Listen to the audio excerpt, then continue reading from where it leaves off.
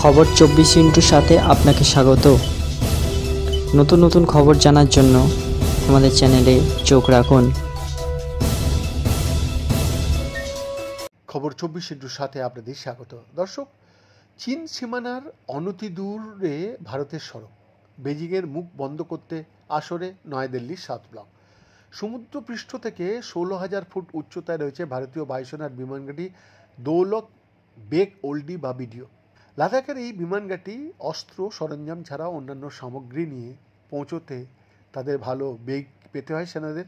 এবার সেই সমস্যার সমাধানে ভারত চীন প্রকৃত নিয়ন্ত্রণ রেখা বা লাইন অফ অ্যাকচুয়াল কন্ট্রোলের অদূরেই তৈরি হচ্ছে সেই পথ। নয়াদিল্লির সূত্রে জানা গিয়েছে লাদাখের গাপসান ক্যাম্প হয়েছে সরাসরি হয়ে সেখান থেকে ডিবিওতে ঢুকবে।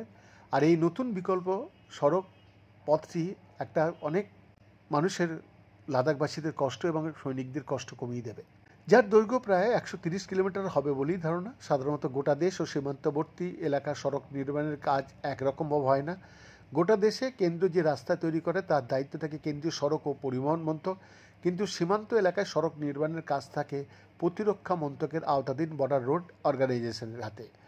লাদাখের এই নতুন সড়ক নির্মাণের দায়িত্ব গিয়েছে তাদের কাঁধেই।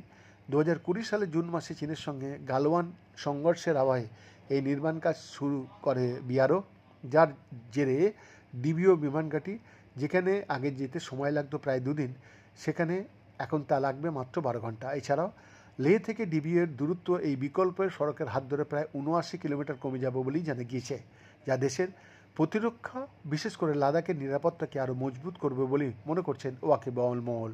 বৈদ্যনাথ দাসের রিপোর্ট, খবর 24।